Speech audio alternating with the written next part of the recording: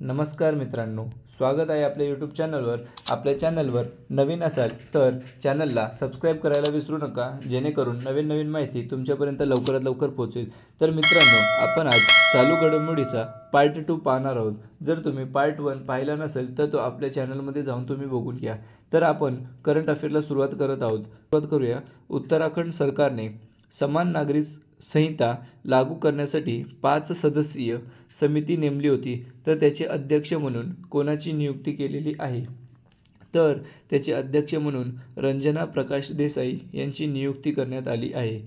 महाराष्ट्राचे दुसरे लोकपाल म्हणून कोणाची नियुक्ती करण्यात आली आहे? तर महाराष्ट्राचे दुसरे लोकपाल म्हणून अजय खानविलकर यांची नियुक्ती करण्यात आली आहे। तर मित्रांनो, पहिले लोकपाल हे पिनाकी चंद्र घोष हे होते। तर मित्रांनो, तुम्ही कमेंट करून सांगा की हंगामी लोकपाल म्हणून कोणाची नियुक्ती करण्यात आलेली होती।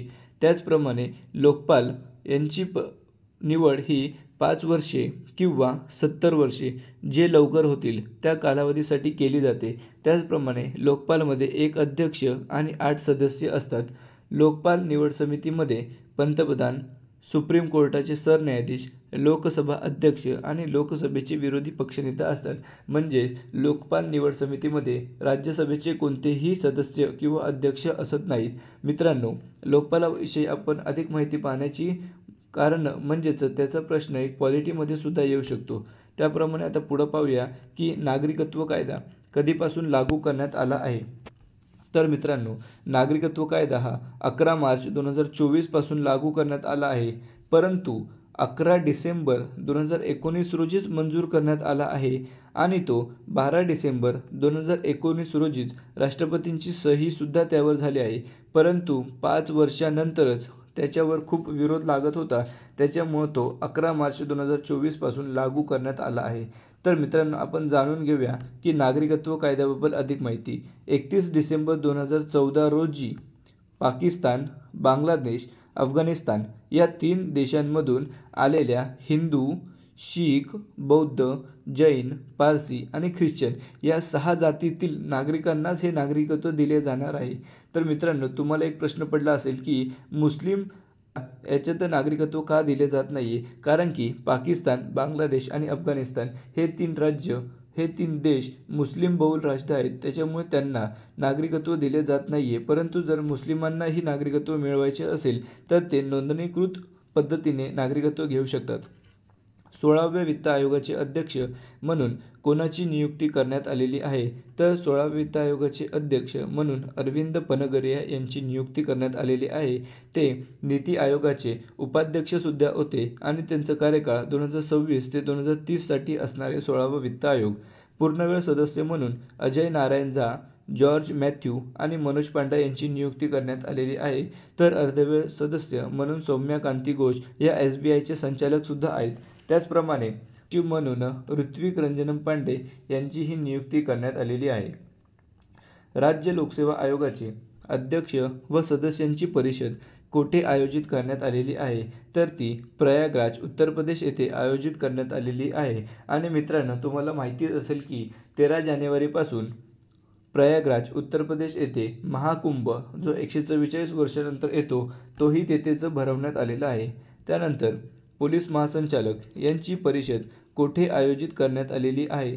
तर ती जयपूर, राजस्थानमधील जयपूर येथे आयोजित करण्यात आलेली आहे। उत्तराखंड राज्याच्या उच्च न्यायालयाच्या पहिल्या महिला मुख्य न्यायाधीश म्हणून कोणाची नियुक्ती करण्यात आलेली आहे? तर रितू बहारी या उत्तराखंड राज्याच्या उच्च न्यायालयाच्या पहिल्या मुख्य न्यायाधीश आहेत। देशातील पहिला उडलिश नामक सरकारी मालकीचा OTT प्लॅटफॉर्म कोणत्या राज्याने विकसित केलेला आहे? तर तो केरळ राज्याने OTT प्लॅटफॉर्म विकसित केलेला आहे। त्याचे कारण मल्याळम चित्रपटांना प्रोत्साहन देण्यासाठी होय। 18व्या लोकसभेमध्ये शॉम्पेन या जातीने पहिल्यांदाच मतदानाचा हक्क बजावला आहे। तर ते कोणत्या राज्याचे किंवा केंद्रशासित प्रदेशाचे आहेत? तर ते अंदमान निकोबार या राज्याचे आहेत। आणि मित्रांनो, शॉम्पेन या जातीने पहिल्यांदाच मतदानाचा हक्क बजावला आहे एवढ्या वर्षानंतर, भारत स्वतंत्र झाल्यानंतर। त्याच्यामुळे या प्रश्नांवर नक्कीच येत्या कंबाईन परीक्षेमध्ये प्रश्न विचारण्याची शक्यता आहे। देशातील पहिले संविधान पार्क कोठे उभारण्यात आले आहे? तर ते महाराष्ट्र राज्यातील पुणे जिल्ह्यात उभारण्यात येत आहे. चीनच्या बेल्ट अँड रोड इनिशिएटिव्हमधून कोणत्या देशाने माघार घेतली आहे? तर ती इटली देशाने माघार घेतली आहे. तर मित्रांनो, 2013मध्ये इटली या बेल्ट अँड इनिशिएटिव्हचा सदस्य झाला होता आणि चीनच्या बेल्ट अँड रोड इनिशिएटिव्हमध्ये पहिला सदस्य म्हणून नियुक्ती ही सुद्धा इटलीचीच होती आणि त्यांनी माघारही पहिली घेतली आहे. गर्भपातास घटनात्मक मान्यता देणारा पहिला देश म्हणून फ्रान्स या देशाला ओळखले जाते.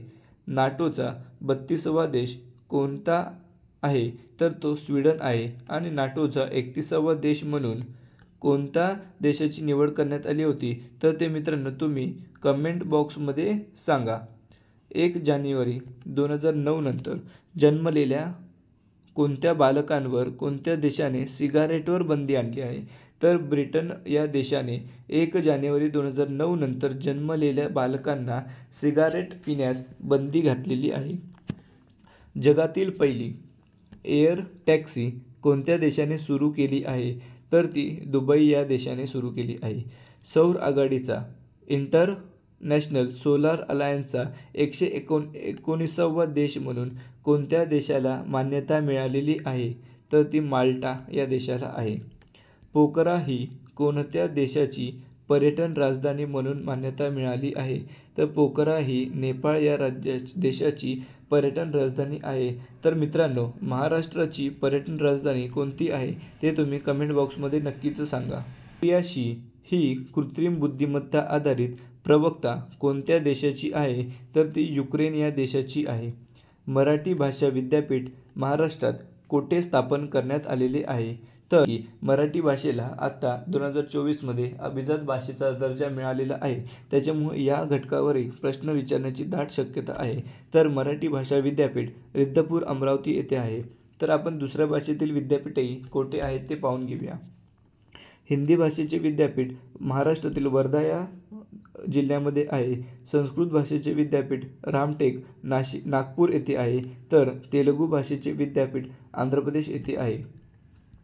84वी अखिल भारतीय पीठासीन अधिकारी परिषद कोठे आयोजित करण्यात आली होती? तर ती मुंबई या राज्यात आयोजित करण्यात आलेली होती. 84वी अखिल भारतीय पीठासीन अधिकारी. तर मित्रांनो, पीठासीन अधिकारी म्हणजे काय? तर लोकसभेचे अध्यक्ष, उपाध्यक्ष, राज्यसभेचे सभापती, उपसभापती यांनाच पीठासीन अधिकारी असे म्हटले जाते. मराठी भाषेला अभिजात भाषेचा दर्जा मिळावा यासाठी पाठपुरावा समिती नेमली होती. तर त्याचे अध्यक्ष कोण होते? तर त्याचे अध्यक्ष ज्ञानेश्वर मुळे होते आणि ही समिती 2024ला नियुक्ती करण्यात आली होती. आणि मराठी भाषेला अभिजात भाषेचा दर्जा मिळावा यासाठी कोणती समिती नेमली होती? तर ती रंगनाथ पठारे होती. 2012 साली नेमण्यात आली होती. त्याच्यामुळे मित्रांनो, जर पाठपुरावा समिती विचारली तर ज्ञानेश्वर मुळे आणि अभिजात भाषेला दर्जा मिळावा यासाठी रंगनाथ पठारे समिती होती. रेल्वे स्टेशनचे जुने नाव आणि बदललेले नाव आता आपण पाहणार आहोत. तर करी रोड हे जुने नाव होते, तर त्याचं आता नवीन नाव लालबाग करण्यात आलेले आहे. सँडर्स रोड याचे नवीन नाव डोंगरी करण्यात आलेले आहे. मरीन लाईनचे मुंबादेवी करण्यात आलेले आहे. चर्नी रोड याचे नवीन नाव गिरगाव. डॉकयार्डचं माझगाव. कॉटन ग्रीनचं काळा चौकी आणि किंग्स सर्कल रेल्वे याचं तीर्थकर पार्श्वनाथन रेल्वे स्टेशन असे नवीन नामकरण करण्यात आलेले आहे. पहिली अंडर वॉटर मेट्रो कोणत्या नदीवर सुरू करण्यात आलेली आहे? तर ती हुबळी नदीवर आहे. पश्चिम बंगालमधील हुबळी नदीवर आहे. देशातील पहिले AI शहर म्हणून कोणत्या शहराला ओळखले जाते? तर ते लखनौ उत्तर प्रदेश या शहराला ओळखले जाते. लक्षद्वीपमध्ये शाखा उघडणारी पहिली खाजगी बँक म्हणून कोणती ठरली आहे? तर HDFC बँकेने लक्षद्वीपमध्ये शाखा उघडली आहे असणारी खाजगी पहिली बँक आहे. आयुष्यमान आरोग्य आणि निरोगिता केंद्राचे नामांतरण काय करण्यात आलेले आहे? तर आयुष्यमान आरोग्य मंदिर असे करण्यात आलेले आहे आणि आयुष्यमान आरोग्य मंदिरची सुरुवात 14 एप्रिल 2018 पासून करण्यात आलेली आहे. भारतातील पहिले आदिवासी विद्यापीठ समक्का सरक्का केंद्रीय आदिवासी विद्यापीठ हे त्यांचे नाव आहे, तर ते कोणत्या राज्याने सुरू करण्यात आलेले आहे? तर ते मुलुगू तेलंगणा येथे सुरू करण्यात आलेले आहे. 2023चा स्वच्छ सर्वेक्षण पुरस्कार हा कोणत्या राज्यांना देण्यात आलेला आहे? तर मित्रांनो, स्वच्छ सर्वेक्षण पुरस्कार हा राज्यांना म्हटलं तर त्याचं उत्तर महाराष्ट्र येईल, परंतु स्वच्छ सर्वेक्षण पुरस्कार हा कोणत्या 2 शहरांना देण्यात आलेला आहे असं विचारलं तर तो सुरत आणि इंदूरला पहिल्यांदाच संयुक्तरित्या देण्यात आलेला आहे. मिशन उत्कर्ष ही मोहीम कशासाठी आहे? तर ॲनिमिया मुक्त भारत साध्य करण्यासाठी मिशन उत्कर्ष ही मोहीम आहे.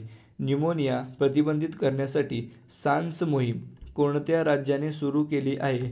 तर ती मणिपूर या राज्याने सुरू करणे आहे. IIT मद्रास यांचे दुसरे इंटरनॅशनल कॅम्पस कोठे उघडण्यात आले आहे?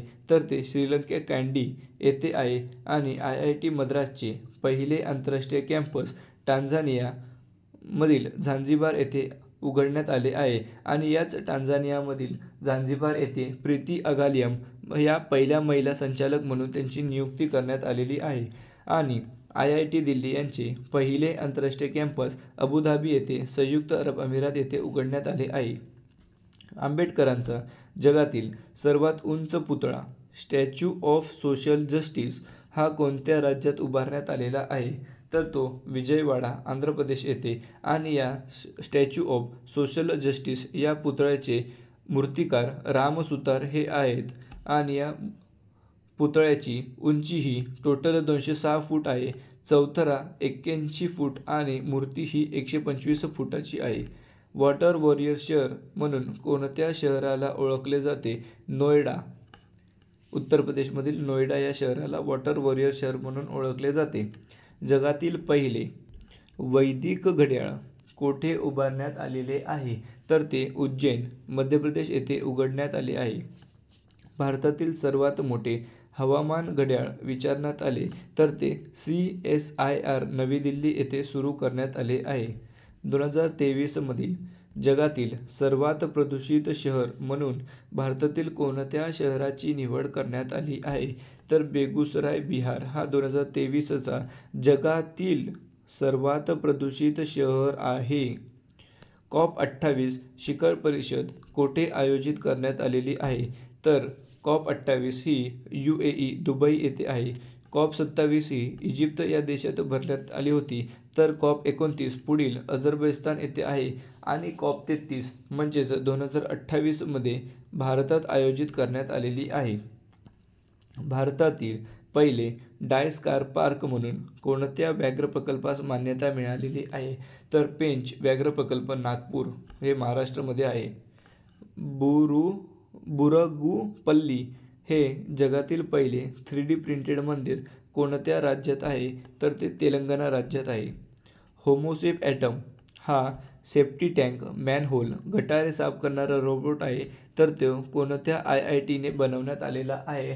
तर IIT मद्रासने होमोसेप ॲटम हा गटार साफ करणारा रोबोट बनवला आहे. केरळमधील थिरुअनंतपुरम येथे भारतातील पहिली AI शिक्षिका रोबोटचे नाव काय आहे? तर त्या रोबोटचे नाव आयरिस हे आहे. INS त्रिंकट या भारतीय युद्धनौकेचे नेतृत्व करणारी पहिली महिला असे मान कोणास मिळाले आहे? तर ते प्रेरणा देवस्थळ यांना मिळाले आहे. पहिला अणुऊर्जा नौदल सराव कोणत्या 2 देशांमध्ये झाला आहे? तर तो भारत आणि थायलंडमध्ये झाला आहे. मित्रांनो, मागील वर्षी 2023 मध्ये झायेद तलवार हा भारत आणि सौदी अरेबिया यांच्यात पहिल्यांदाच हा युद्धसराव झाला होता. त्याच्यावर प्रश्न विचारण्यात आलेला होता. त्याच्यामुळेच भारत आणि थायलंड यांच्यामध्ये अणुऊर्जा नौदल सराव हा पहिल्यांदाच आयोजित करण्यात आला आहे. त्याच्यामुळे 2025 मध्ये कंबाईनमध्ये नक्कीच कोणत्या तरी या एका तरी एक्झामवर हा प्रश्न विचारण्याची दाट शक्यता आहे. तर पहिला साधा तानसिक लष्करी सराव हा कोणत्या 2 देशांमध्ये आयोजित करण्यात आला आहे? तर तो भारत आणि सौदी अरेबिया याच्यात आहे. आणि तो राजस्थान बिकानेर येथे आयोजित करण्यात आला होता. ओडिसीयस हे चंद्रावर उतरणारे पहिले खाजगी लँडर आहे. ते कोणत्या देशाने विकसित केले आहे? तर ते अमेरिका या देशाने विकसित केले आहे? आणि तुम्हाला प्रश्न असाही विचारू शकतो की चंद्रावर उतरणारे पहिले खाजगी लँडर कोणते? तर ते ओडिसीयस आहे. चांद्रयान-3 ज्या ठिकाणी लँडिंग झाले आहे त्या ठिकाणाला काय नाव देण्यात आलेले आहे? तर चांद्रयान-3 ज्या ठिकाणी उतरले त्या पॉईंटला शिवशक्ती पॉईंट देण्यात आलेले आहे. तर चांद्रयान-2 ज्या ठिकाणी उतरले त्याचे नाव तिरंगा पॉईंट आणि चांद्रयान-1 चे लँडर ज्या ठिकाणी उतरले त्याचे नाव जवार पॉईंट असे नामकरण करण्यात आलेले आहे. भारताचे 26वे नौदल प्रमुख म्हणून कोणाची नियुक्ती करण्यात आलेली आहे? तर ॲडमिरल दिनेश के त्रिपाठी हे भारताचे 26वे नौदल प्रमुख आहेत. सियाचीनमध्ये तैनात झालेल्या पहिल्या महिला वैद्यकीय अधिकारी म्हणून कोणाची नियुक्ती करण्यात आली आहे? तर कॅप्टन गीतिका कौल या सियाचीनमध्ये सर्वात उंच ठिकाणावर नियुक्त झालेल्या पहिल्या महिला वैद्यकीय अधिकारी आहेत. भारताने INS तारमुगली कोणत्या देशाला भेट दिली होती? ती त्या देशाने परत केली आहे. तर मित्रांनो, मालदीवला भारताने INS तारमुगली ही भेट दिली होती, परंतु आपले देशाचे पंतप्रधान हे लक्षद्वीपला गेले होते लक्षद्वीपचं प्रमोशन करण्यासाठी. त्याच्यामुळे आपल्या भारत आणि मालदीवमध्ये जो वाद निर्माण झाला होता त्याच्यामुळेच मालदीवने INS तारमुगली ही युद्धनौका भारताला परत दिलेली आहे. तर मित्रांनो, आता आपण पाहूया की DRDOने विकसित केलेली उग्राम ही रायफलची मारक क्षमता किती आहे? तर ती 500 मीटर रेंजची आहे. सायक्लोन युद्ध सराव ची पहिली आवृत्ती कोणत्या 2 देशांमध्ये आयोजित करण्यात आली होती? तर ती भारत आणि इजिप्त या 2 देशांमध्ये सायक्लोन युद्ध सराव आयोजित करण्यात आली होती. पहिल्यांदाच भारतीय लष्कराच्या महिला सुभेदार म्हणून कोणाची नियुक्ती करण्यात आली आहे? तर प्रीती रजक यांची पहिल्यांदाच महिला सुभेदार या पोस्टवर नियुक्ती करण्यात आलेली आहे. लिग्नोसॅट प्रोब जगातील पहिला लाकडी उपग्रह आहे. मित्रांनो, नीट लक्ष द्या, लिग्नोसॅट प्रोब हा जगातील पहिला लाकडी उपग्रह आहे. तो कोणत्या 2 संस्थेने संयुक्तरित्या बनवलेला आहे? तर तो नासा आणि जपानच्या JAXA यांनी पहिला लाकडी उपग्रह बनवला आहे. त्याचे नाव आहे लिग्नोसॅट प्रोब. पहिला भारतीय अंतराळ पर्यटक कोण ठरला आहे? तर गोपी थोटाकुरा हा पहिला भारतीय अंतराळ पर्यटक ठरणार आहे. साहित्य अकादमी पुरस्कार हा किती भाषांसाठी देण्यात येतो? तर तो साहित्य अकादमी पुरस्कार 24 भाषांसाठी दिला जातो. आपले पॉलिटीमध्ये आपण शिकलोच असेल त्या 22 भाषा, त्याचप्रमाणे राजस्थान आणि इंग्लिश असे टोटल 24 भाषांसाठी साहित्य अकादमी पुरस्कार दिला जातो. आणि तो मराठीमधील कृष्णान खोत यांना रिंगाण या कादंबरीसाठी देण्यात आलेला आहे. तर उर्दू या भाषेतील सादिका नवाब यांना राजदेव की उमराई या कादंबरीसाठी देण्यात आलेला आहे. तर मित्रांनो, तुम्ही म्हणाल की 24 भाषांसाठीचा सर्व भाषांसाठीचे साहित्य अकादमी पुरस्कार पाठ करायचे का? तर नाही मित्रांनो, मराठी, उर्दू, त्याचप्रमाणे संस्कृत आणि हिंदी या 4 भाषांसाठीचे जरी तुम्ही पाठ केले तरी ते तुम्हाला इनफ आहेत.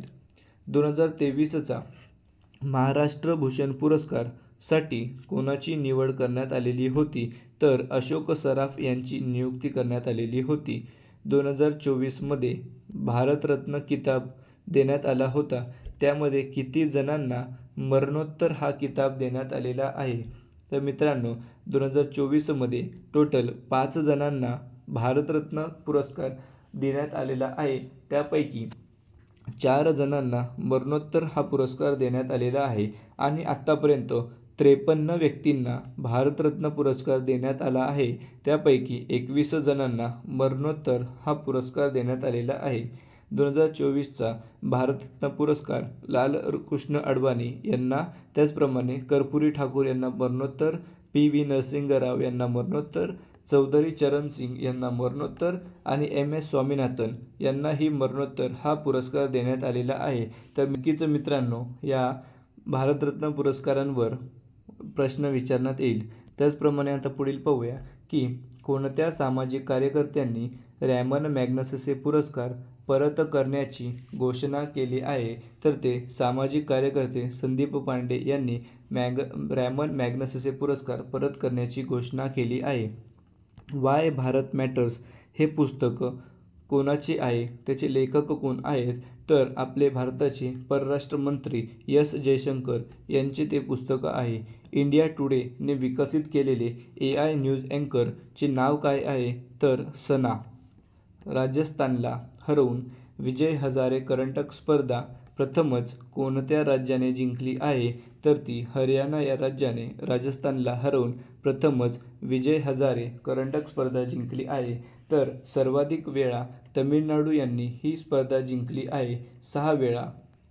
तर मित्रांनो, 1993-94 पासून BCCI तर्फे दरवर्षी विजय हजारे करंडक स्पर्धा आयोजित करण्यात येते.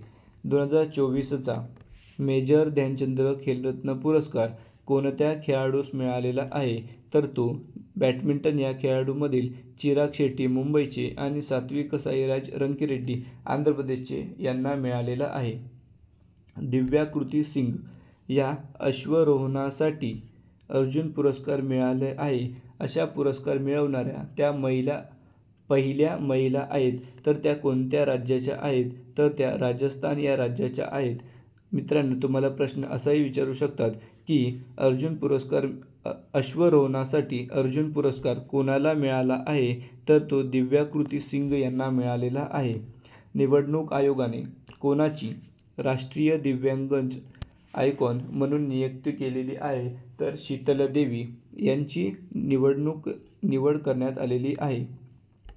जम्मू काश्मीरमध्ये बारामुल्ला स्टेडियमचे नामकरण करण्यात आलेले आहे, तर त्याचे नवीन नाव काय ठेवण्यात आलेले आहे, तर बारामुल्ला स्टेडियमचे नामकरण जनरल बिपिन रावत स्टेडियम असे करण्यात आलेले आहे. 2024मध्ये पॅरिस ऑलिम्पिकसाठीचा ध्वजवाहक म्हणून कोणाची निवड करण्यात आली होती, तर शरद कमल यांची ध्वजवाहक म्हणून, तर मशाल वाहक म्हणून अभिनव बिंद्रा यांची नियुक्ती करण्यात आली होती. नेपाळचा कुशल मुल्ला यांचा रेकॉर्ड मोडत कोणत्या खेळाडूने 33 धावात शतक पटकावले आहे. मित्रांनो, आपण मागील व्हिडिओमध्ये पाहिले होते की नेपाळचा कुशल मुल्ला यांनी 34 चेंडूंमध्ये शतक पटकावले होते, परंतु आता त्यांचाही रेकॉर्ड मोडत 33 धावांमध्ये नामिबियाचा जॉन निकोल लोफ्टी इटन यांनी शतक पटकावलेला आहे आणि तो रेकॉर्ड त्यांच्या नावावर केलेला आहे. भारतातील पहिली इनडोअर ॲथलेटिक अँड ॲक्वेटिक केंद्र कोणत्या राज्यात उघडण्यात आले आहे, तर ते ओडिशा राज्यात आहे. भारतातील पहिली हायब्रिड खेळपट्टी कोठे आहे, तर ती धरमशाला हिमाचल प्रदेश येथे आहे. फातिमा बीबी या सर्वोच्च न्यायालयाच्या कितव्या महिला न्यायाधीश म्हणून नियुक्त झाल्या होत्या, तर मित्रांनो, फातिमा बीबी यांचे 23 नोव्हेंबर 2023 रोजी वयाच्या 96व्या वर्षी निधन झालेले आहे आणि त्या सर्वोच्च न्यायालयाच्या पहिल्या महिला न्यायाधीश होत्या. त्यांचा जन्म केरळमध्ये झाला होता आणि 1983मध्ये केरळ उच्च न्यायालयाचे त्या न्यायाधीश झाल्या होत्या आणि 1989मध्ये सर्वोच्च न्यायालयाच्या त्या पहिल्या महिला न्यायाधीश म्हणून नियुक्त झालेल्या होत्या. तर मित्रांनो, तुम्ही व्हिडिओ न स्किप करता पाहिला त्याच्यामुळे धन्यवाद. आणि नक्कीच येत्या कंबाईनच्या परीक्षामध्ये किंवा वेगवेगळ्या PMC क्लर्क त्याचप्रमाणे महावितरण अशा वेगवेगळ्या भरतींसाठी तुम्हाला नक्कीच या व्हिडिओचा फायदा होईल. व्हिडिओ आवडल्यास लाईक, शेअर आणि सबस्क्राईब करायला विसरू नका. धन्यवाद.